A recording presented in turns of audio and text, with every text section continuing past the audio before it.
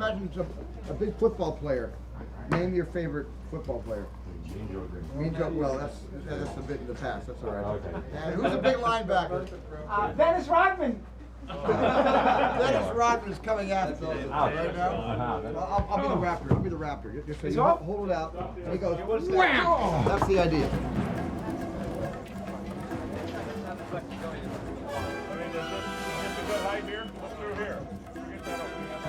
After he lands, I need him to scramble on his hands and knees and run out to that car over there. 1, 2, 3, action!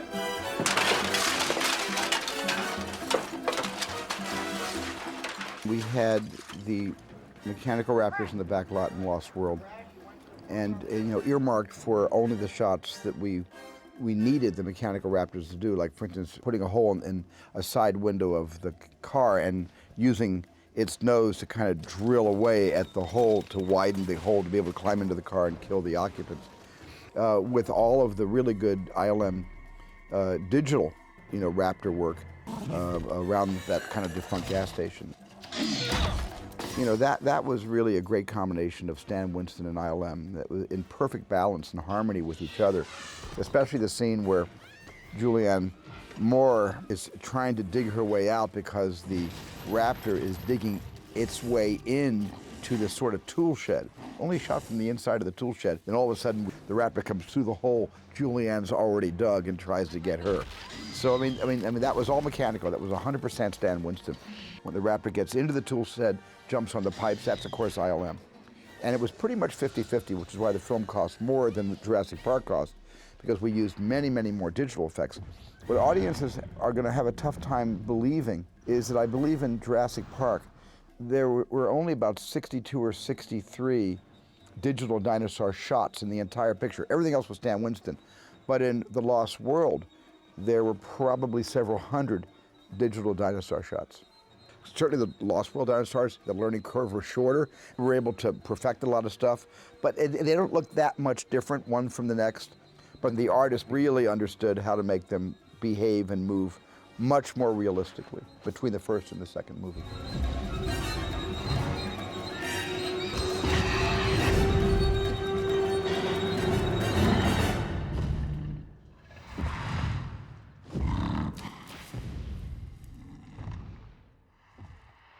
So this is about the size of the guy when it pokes through the. That's pretty good. Look at the head size. That's great. Great head. Grab the guy. Yeah. The original ending was going to be that they get off the island and a pterodactyl attacks the helicopter, and it's a kind of an aerial battle, kind of this big giant bird against bird aerial battle, which was kind of cool. Chopper on 192. The chopper on 193 is suddenly yanked violently. 194 is basically this picture right here, this color picture.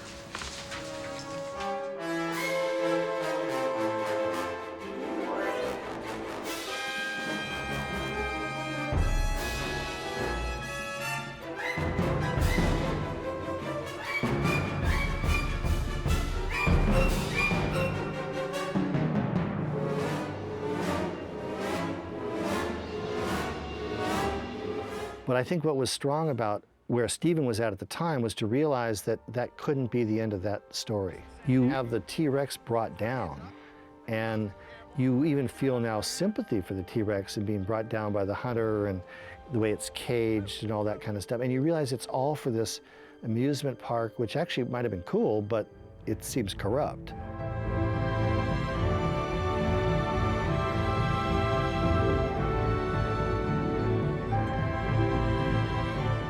But the real thing that I was interested in doing, even if it was just for a half a third act, was getting the T-Rex back to a mainland city in the United States.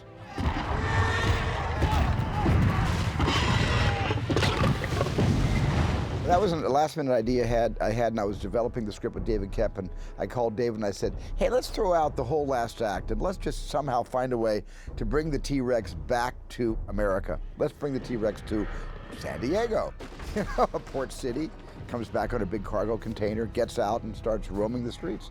So kind of on a whim, we worked that into the story and ended the picture, in the U.S. No, it suddenly is a Godzilla movie, and I just have only dreamed about making one of these as a child. Yeah. As a grown-up, I'm ashamed of myself. Move it that way so Mitch doesn't see it.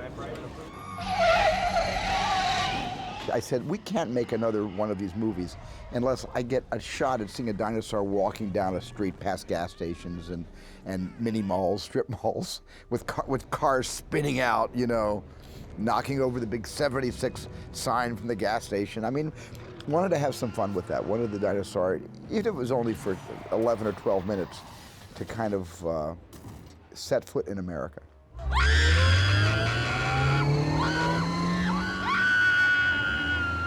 We're shooting at nighttime in Burbank. We're just, 8 miles away from where they shot King Kong. And you really definitely had the feeling, but on a much bigger scale than Kong, with cars crashing and flying through the air and everything. It was just, that was really fun doing that. I think the work came out great. And it gave me a lot of opportunity to try things with the lighting also, with street lights and stuff like that you can play the character going in and out of light and have surprises and be able to see his skin a certain way and everything. It was a lot of fun.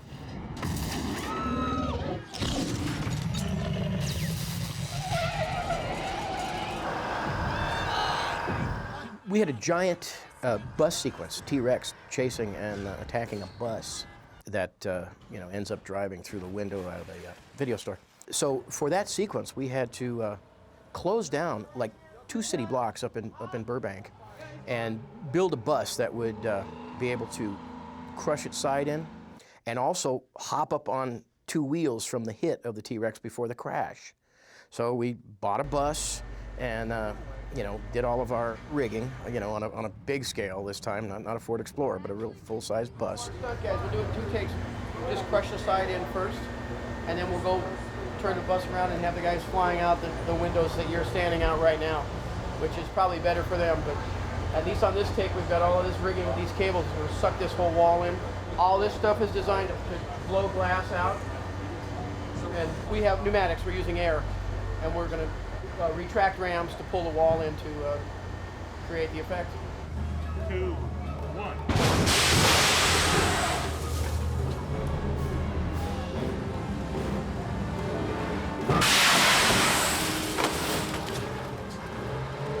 That was a major CGI sequence, effects sequence, and basically you only get one shot at it because by the time you're done, there's so much wreckage. The bus is ruined, the store is ruined, so we really had to rehearse that one. That's really big sequence movie making, and it was fun. It was really fun.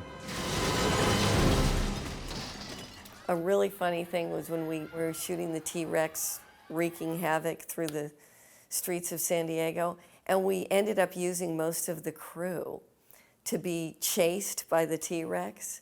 If you look at that scene and you know anybody, you can pick out various people that were in our crew.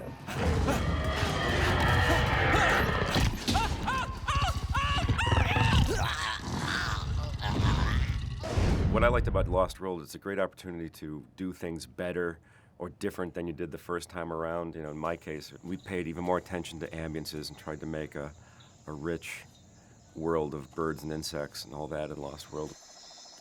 And there's so many more dinosaurs, and trying to make them all distinct. So now there are so many different sources you need to find for this stuff, from the compies to the baby T-Rex.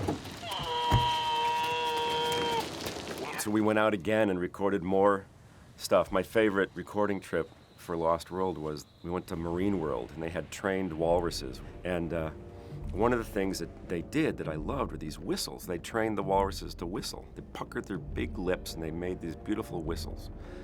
And the sound of the walrus whistle is all throughout. Its ambiances is these weird howling ambiances in the T-Rex lair.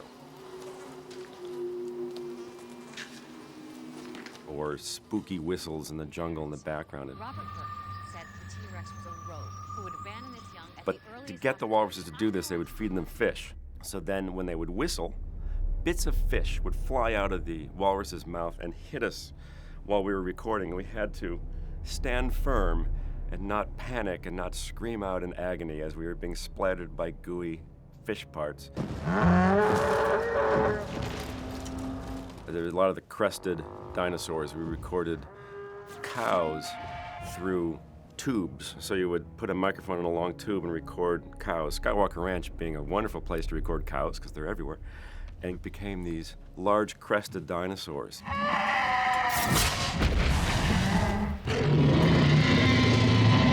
So I had my baby elephant, which was to me the main signature sound for the T-Rex roar. Now we have a second T-Rex.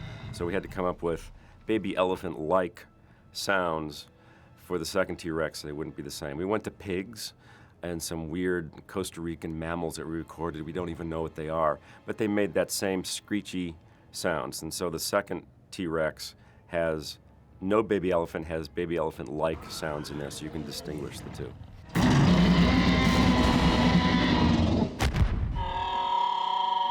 The baby T-Rex, we recorded a baby camel.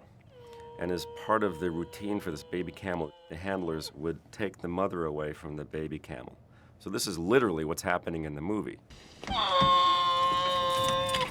I don't think we modified the baby camel too much.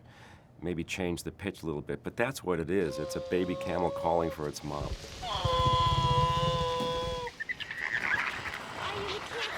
I love the compies because they're tiny and they swarm.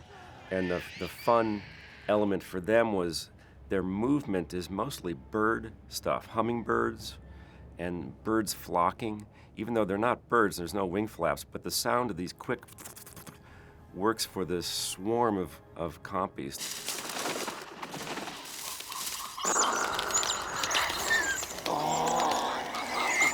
One of my proudest using the wrong thing for the right sound moment was my dental floss. When I would pull out the dental floss and made this horrific screech, this. And I usually didn't use non-animal sounds, but for the Pteranodon, that screech with some echo, slow it down, it was perfect.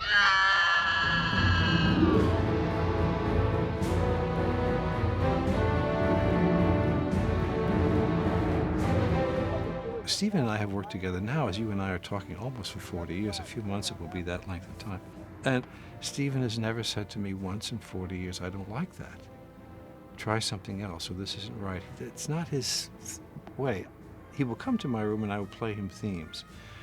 And I can tell his eyes or his face or his body reaction to anything, and he always leaves the meetings very happy.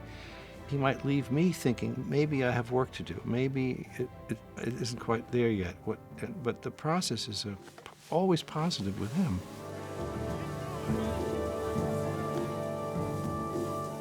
There's a little Max Steiner influence in some of John's score, the King Kong-esque primitive, jungle rhythm that he put into that.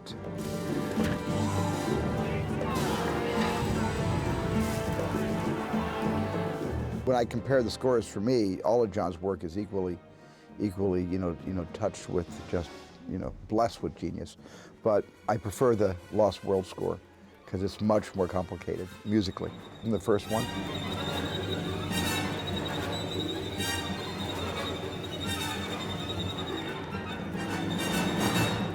It's got more themes, and when we do intone the Jurassic Park theme in the second movie, when they get into the visitor center, which has been overgrown, you kind of have that little touch of nostalgia.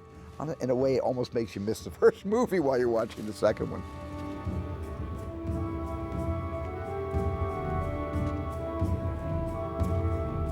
But it's really hard when you make a continuation of a very popular film, ever really to give the audience, more than they thought they wanted, which is the key. But Lost World was my first pure sequel. Indiana Jones I don't consider sequels. It's an adventure series. That's different than sequels, but The Lost World is a sequel. The same characters don't carry the baton. You can switch out the characters from Jurassic to Jurassic. So that is a pure sequel, and it was very successful. It wasn't as good as the first one, but it was very successful. And it's fun to know that you're making a movie that the audience is going to be a participant in, which is different than another kind of film like an historical drama where you just hope to get an audience to participate in any way. You're almost begging for an audience to come to something that they're not going to rush to. But on something like Jurassic Park, and The Lost World. It's just a lot of fun to know that there will be an audience there, and you got to give them what you want, and you got to make some presumptions about what you think they'd like to experience. So in a way, when I make a movie like Jurassic Park, it's a true collaboration between myself and the audience. Okay, let's go. The teams are great. Let's shoot. Here we go. Okay. Because as much as it's for the child still in me, who loved playing with dinosaurs when I was a little kid, you know, it's much more for them, and I like having them as my partner.